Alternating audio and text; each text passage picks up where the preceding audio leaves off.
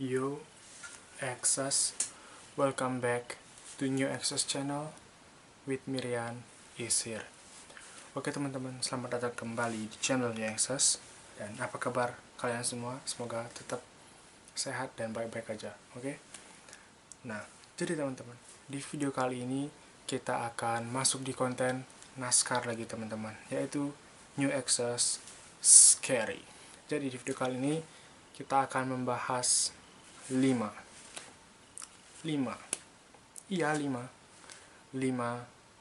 hantu yang ada di Indonesia dengan asal usul dari hantu tersebut.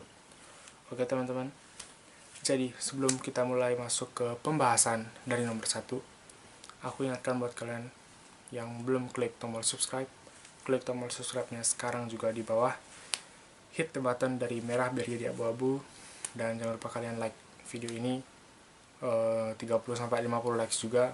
Aku bakal buatin lagi nanti 5 hantu dari negeri-negeri lain atau dari negara-negara lain. Oke, jika kalian setuju kalian langsung like dan komen. Oke, langsung kita masuk ke videonya guys, and enjoy. Oke teman-teman, dari nomor 1 ada kuntilanak. Jadi teman-teman, mungkin kuntilanak ini sudah tidak asing lagi buat kita semua ya, apalagi orang Indonesia. Kuntilanak ini sudah sangat identik, baik itu dari film horor, dari cerita-cerita horor, bahkan bisa dari kepercayaan kita juga mengenai hantu ini. Jadi begini teman-teman, hantu kuntilanak ini tuh digambarkan dengan seorang wanita berambut panjang, menggunakan gaun putih dengan berlumuran darah, dan punggung dari hantu ini tuh berlubang teman-teman. Jadi hantu ini itu adalah hantu yang suka bergentayangan, itu baik malam hari atau siang hari, karena hantu-hantu zaman sekarang juga bisa kapan saja munculnya. Jadi hantu kuntilanak ini dulu dipercaya sebelum dia meninggal, dia merupakan seorang gadis yang mengandung dan sedang hamil. Jadi kuntilanak ini sebenarnya bergentayangan karena ia ingin menuntut balas atas apa yang diterima darinya, dan ia ingin mencari tahu kenapa dia bisa meninggal, dan dia juga suka mencari anak-anak dan ibu-ibu hamil yang sedang mengandung untuk mencari jawaban dari kenapa dia meninggal dan kenapa anaknya tidak terselamatkan dan mereka meninggal dengan dia. Jadi itulah asal usul dari kuntilanak ini. Nah teman-teman, kuntilanak ini juga bisa digambarkan kedatangannya itu dengan aroma melati yang sangat pekat, sangat identik ke hantu-hantu Indonesia ini dengan bau melati yang sangat menyengat. Nah teman-teman, jadi buat kalian yang kalau memang sudah atau bahkan saat ini saat nonton video ini mencium ada aroma melati yang kuat, mungkin dia datang untuk kalian, kita tidak tahu. Yang kedua teman-teman, ada pocong. Nah teman-teman, untuk hantu yang kedua ini juga udah sangat populer sekali di Indonesia ini. Jadi hantu yang kedua adalah pocong. Nah teman-teman, jadi dari persepsi orang banyak, pocong ini tuh memiliki beberapa penggambaran dari banyak orang ya. Persepsi orang mengenai pocong ini sangat berbeda-beda. Ada yang mengatakan bahwa pocong ini adalah hantu yang memiliki wajah rata, wajahnya berwarna hijau, wajahnya berwarna merah, dan memiliki mata yang berongga dan berlubang. Itu persepsi dari orang banyak, seperti itu ya mungkin. Tapi kalau dari aku sendiri, menurutku pocong ini adalah hantu yang dimana tidak memiliki wajah lagi, seperti itu teman-teman. Itu dari pandanganku sendiri. Untuk kalian semua, definisi pocong itu seperti apa atau penggambaran pocong itu seperti apa, kalian bisa langsung komen di bawah. Kalian ceritakan persepsi kalian mengenai hantu ini itu seperti apa. Nah, jadi seperti ini teman-teman. Hantu ini itu asal usulnya diduga oleh masyarakat, lagi menurut mitos ataupun cerita dari masyarakat. Hantu ini diduga bergentayangan karena pada saat jenazah dari hantu pocong ini saat dikuburkan atau dimakamkan, jenazahnya itu ada istilah dengan kain kafan yang diikat. Nah seperti itu. Jadi pada saat penguburan dan pemakaman dari hantu pocong ini, tali dari kain kafan itu lupa dilepas teman-teman.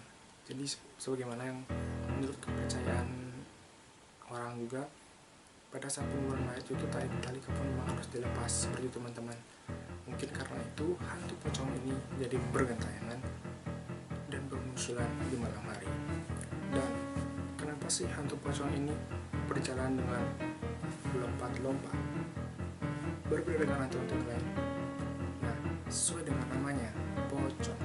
Jadi pada saat dikuburkan di mana sih jenazah ini sudah dibungkus dengan kain kafan tadi, dia sudah tidak bisa bergerak lagi. Jadi dia akan berjalan dengan lompat-lompat, teman-teman. Oke, namun teman-teman, aku ingatkan buat kalian yang lagi sendirian di jalan atau sekarang lagi di jalan, hati-hati. Atau bahkan yang lagi sendiri di rumah, hati-hati. Kalian harus membedakan mana pocong asli dan mana pocong palsu. Oke teman-teman, next. Yang ketiga teman-teman, ada tuyul. Nah, hantu yang ketiga ini juga benar-benar sangat populer di kalangan warga masyarakat atau bahkan mungkin sudah internasional juga hantu ini ya kan. Jadi tuyul ini tuh digambarkan dengan seorang anak kecil yang berkepala botak, yang dimana diyakini oleh masyarakat asal usul dari tuyul ini adalah anak yang lahir pada saat yang mengandung ini telah meninggal.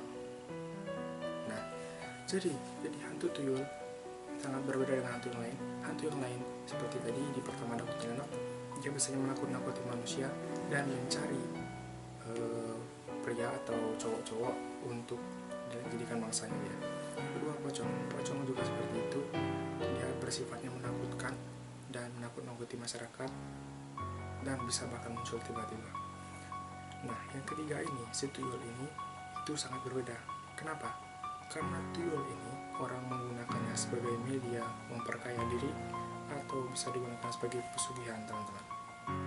Jadi, menurut kepercayaan masyarakat, hantu tuyul ini yang merupakan anak dari orang yang sudah meninggal tadi, yang sudah dilahirkan itu, akan melakukan perjanjian dengan seseorang manusia yang ingin menggunakannya sebagai media pesugihan atau memperkaya lagi uangnya. Nah teman-teman, jadi dengan cara mereka melakukan pemanggilan tuyul ini dan dibuatkan juga dengan media-media rumah-rumahan, patung atau bahkan mainan anak dan ruangan khusus biasanya seperti itu ya. Ini menurut dari percayaan masyarakat dan dari cerita mereka seperti ini, bahwa tuyul ini bisa berdiam di sana atau bahkan bisa digambarkan dengan patung kecil. Jadi teman-teman, buat kalian semua yang menonton video ini, jangan pernah kalian melakukan pesugihan. Jika kalian ingin kaya, kalian kerja sendiri. Jangan menggunakan media ilmu hitam atau bahkan menggunakan perjanjian dengan hantu sebagai media untuk memperkaya diri kalian sendiri. Karena jika kalian bekerja dengan usaha kalian sendiri, itu menjadi lebih baik dan lebih halal. Oke, next. Yang keempat ada suster ngesot. Nah, hantu suster ngesot ini sebenarnya terkenal karena diangkat sebagai sebuah film, teman-teman. Jadi dulu ada sempat beberapa film mengenai suster ngesot ini. Mungkin hantu ini viral gara-gara film ini.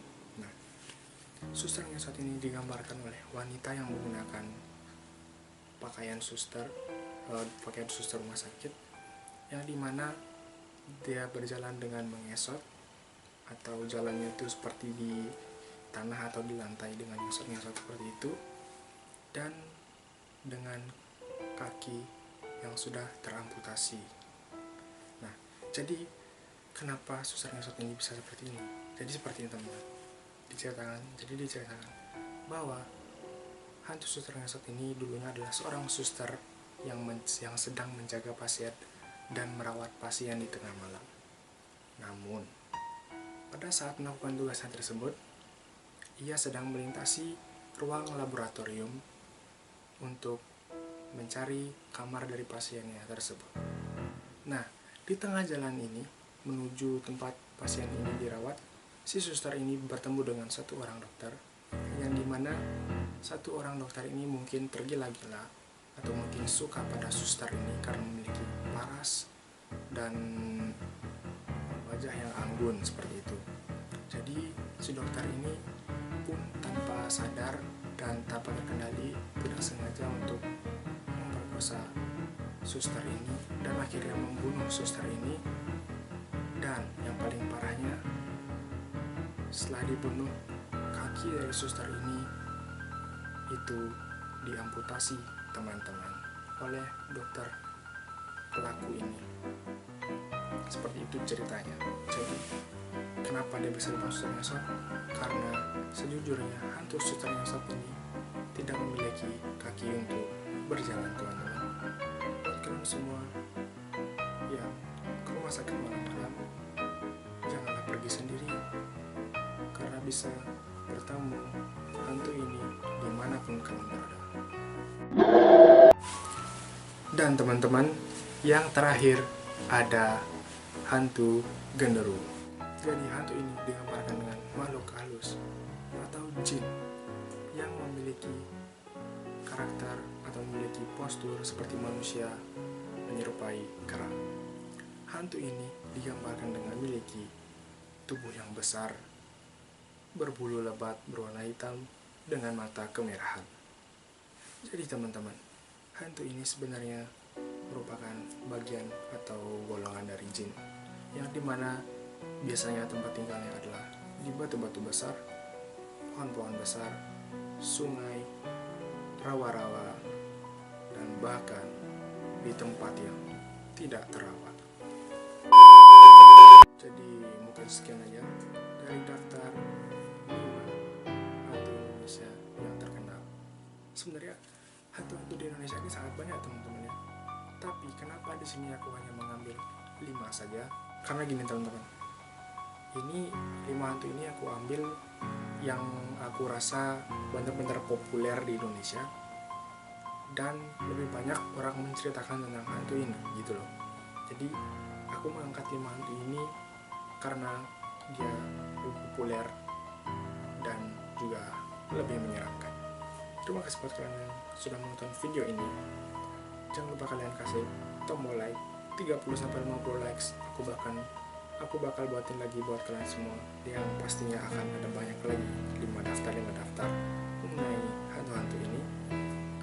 Dan buat kalian semua, kalau ingin merasakan feel dari menonton video ini, gunakan headset kalian, matikan lampu kamar kalian, dan dengarkan New Access berbicara horor. Oke teman-teman, dan aku akan buat kalian tetap stay at home, and see you guys on the next video.